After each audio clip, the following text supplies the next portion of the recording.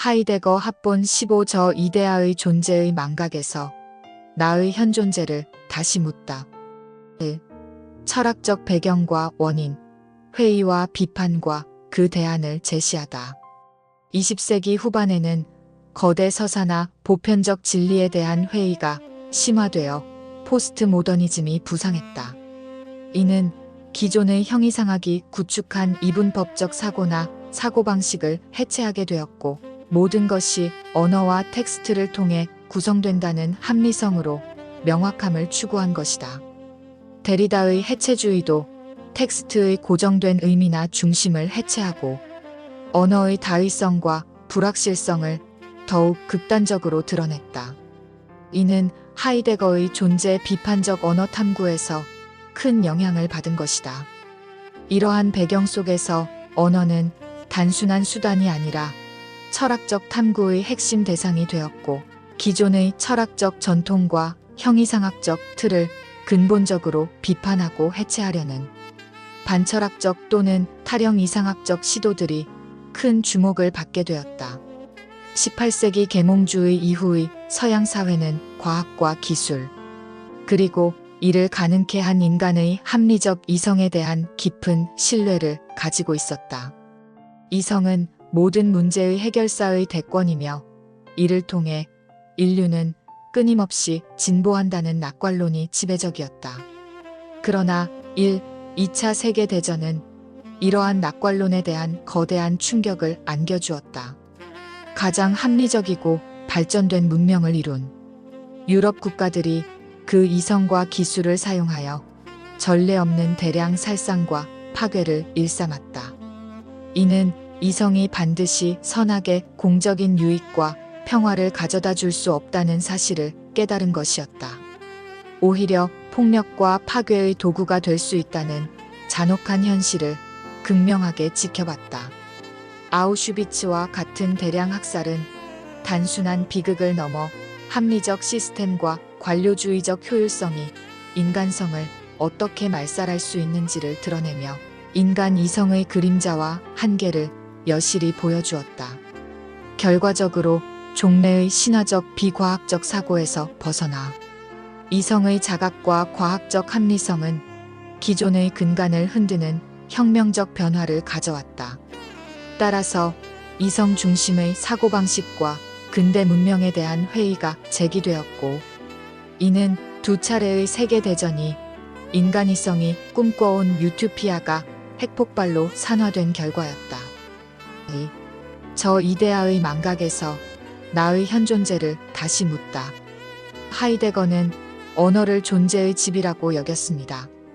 언어가 추상적인 존재를 개념화하고 실체적으로 규명하여 드러내는 방식이라는 점에서 이는 후대 언어 철학에도 큰 영향을 미쳤다고 할 수 있습니다.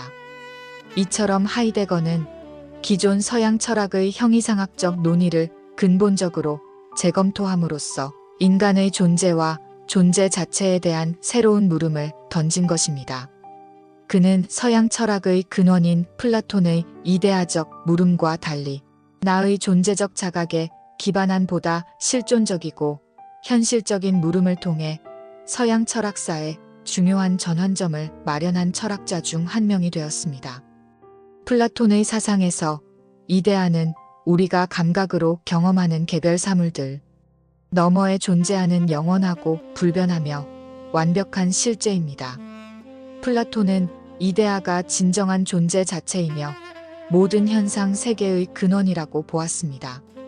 따라서 플라톤의 존재적 물음은 감각, 세계를 넘어선 저편에 있는 보편적이고 초월적인 실제를 탐구하는 것이었습니다.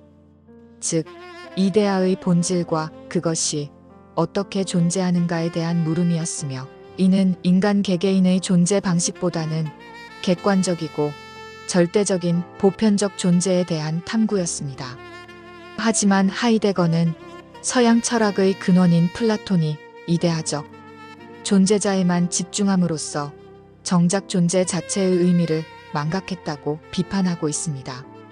따라서 하이데거는 철학적 질문인 던져진 존재를 다시 묻는 존재 물음을 통해 초월적인 이데아를 탐구하는 것이 아니라 존재한다는 것 자체는 무엇인가? 에 대한 인간의 실존적이고 근원적인 물음을 묻고 있는 것입니다. 이는 인간의 현존재만이 자신의 존재적 물음을 던지며 그것을 유일하게 실현 가능하게 하는 기투적 존재라고 보았기 때문입니다. 3. 그 시대적 한계성을 통찰하고 그 해결책을 제시하다. 철학이라는 사유 방식은 역사적인 연속성 속에 존재했다. 하이데거 또한 그 예외에서 벗어날 수 없었으니 그 역시 다양한 역사적, 현실적 산물이며 이러한 현실적 한계점에 대한 해결 노력이 담겨 있는 것이다. 18세기 계몽주의 이래 서양 철학은 기존의 신화적이거나 비과학적인 방법론으로부터 탈피한 결과로서 이성의 합리성과 실용성으로 과학 발전의 진일보한 결과들을 도출해내었다. 기계의 발전으로 산업혁명이 이루어졌으며 도시가 생기고 세상은 유토피아적 꿈을 꾸었다. 그러나 이러한 이성적 합리성과 실용성으로 인한 급속한 발전의 희망은 두 차례의 세계대전으로 폐허가 되었다. 정치적 전체주의의 등장과 선동의 결과라는 현실에 눈을 떴을 때는 이미 돌이킬 수 없는 현실이 되었다.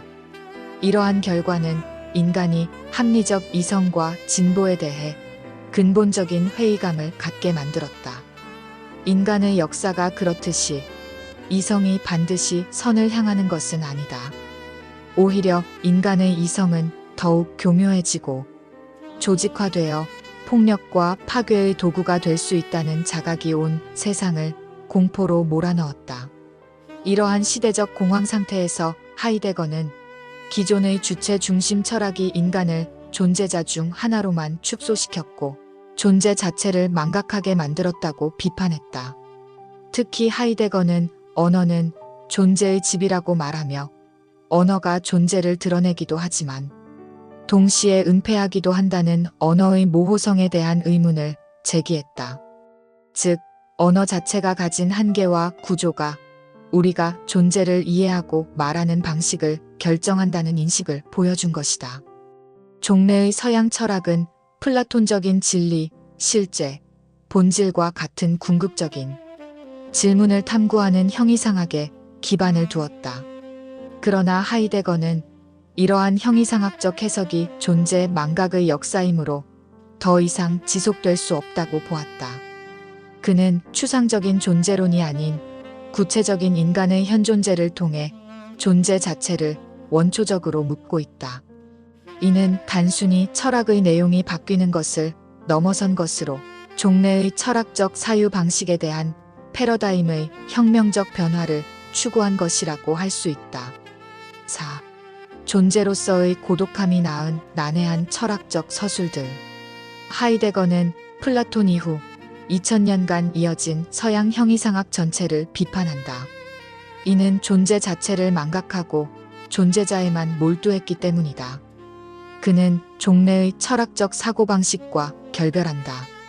존재자에 대한 물음을 통해 새로운 방식으로 존재론에 접근한 것이다. 이런 면에서 기존 사유방식과 달라 난해하다. 하이데거는 기존 철학 용어의 한계를 벗어나려 한다. 이를 위해 새로운 용어들을 사용한다. 현존재, 피투성, 기투 등이 대표적이다. 존재 망각이나 세계 마이너스 내 마이너스 존재 같은 개념에도 새 의미를 부여한다. 이 용어들은 기존 개념과 같으면서도 다르다. 그 사용이 난해한 이유다. 하이데거의 독일어 문장은 매우 길고 수식어가 많다. 때로는 시적이고 비유적인 표현을 쓴다. 그만의 독특한 언어 표현은 이해하기 어렵다. 번역된 글을 보아도 본래 문장을 이해하기 힘들다. 이런 요소들이 복합적으로 작용한다. 하이데거 철학은 지적 노력과 인내를 요구하는 난해한 철학으로 평가받는다. 그는 개별 존재자 탐구를 넘어선다. 손으로 만지고 눈으로 볼 수 있는 것을 넘어서는 탐구다. 무언가 존재한다는 것 자체의 의미, 곧 존재 그 자체를 묻는다. 자신만의 사유 개념과 방식으로 서술된다. 여기에 모호함과 난해함이 있다. 하이데거뿐만 아니라 다른 철학적 개념들도 이런 특징을 갖는다. 이는 삶의 배경이나 각인된 사건이 철학적 동기와 발전을 이루기 때문이다. 깊다고 여겨지는 내면 표현들은 단순한 언어로는 전달되기 어렵다. 독특한 사고와 언어의 다양한 해석 가능성 때문에 난해함을 띈다. 5. 인간의 존재적 불안을 넘는 주체적 삶을 말하다. 하이데거는 직접적으로 현실적 기독교를 주창한 것은 아니다. 다만 그의 철학적 분석이 기독교 신학자들에게 영향을 주어 실존적 기독교 또는 현실 속의 기독교 신앙에 지대한 영향을 미친 것은 부인할 수 없다. 이런 면에서 하이데거는 전통적인 의미의 종교 철학을 체계적으로 제시한 것도 아니다. 다만 그의 철학적 주제인 존재론과 현상학적 관점으로 종교와 신학에 깊은 영향을 미쳤다는 것이 적절하겠다. 하이데거는 인간 현존재가 근본적으로 유한하고 시간적이며 죽음을 향해 있는 존재임을 강조한다. 이는 영원하고 무한한 존재에 대한 전통적인 종교적 개념과 대조됨과 동시에 인간의 실존적 조건 속에서 신앙과 의미를 재발견하는 것이다. 인간 현존재의 근본 특성인 염려와 던져져 있음이란 근본적이고 현실적인 개념들은 인간 실존의 불안을 넘어 끊임없는 의미를 찾아야 하는 존재로 확장한 것이다. 이러한 것은 신앙이 단순히 교리적 지식이 아니라 존재의 근원적인 불안과 무의미에 맞서는 실존적 결단이라는 현실적 문제에 대한 것이기도 하다. 즉, 현존재의 실존적 유한성과 가능성을 직면하면서 진정하게 존재하는가? 아니면 대중 속에서 비진정하게 자신을 잃는가?에 대한 질문이기도 하다. 동시에 신앙인으로서 주체적인 믿음으로 성찰하고 살아가는지에 대한 적극적 의문이기도 하다. 이런 면에서 실존주의적 철학가들은 현실적 존재에 대한 신앙의 주체성을 거론한다. 어쩌면 당시대적 신앙에 대한 불신일 수도 있고 신앙인의 주체적 삶의 모습에 대한 실망일 수도 있겠다. 즉, 이성적 사고를 통한 존재 자체의 물음을 망각하고 존재자를 최고 존재자나 원인으로 환원시켰다고 비판한 것은 형이상학적 담론에 대한 도전이다. 한편 내 존재의 내어 맡김이나 비움과 같은 개념들을 통해 존재자에 대한 불신 혹은 대안적 행위를 제시한 것이란 생각도 든다. 실존에서 신을 배제한 이성적 사고의 대안인 것이라 하겠다. 인천 송도역 배짜마 카페에서 이종화였습니다.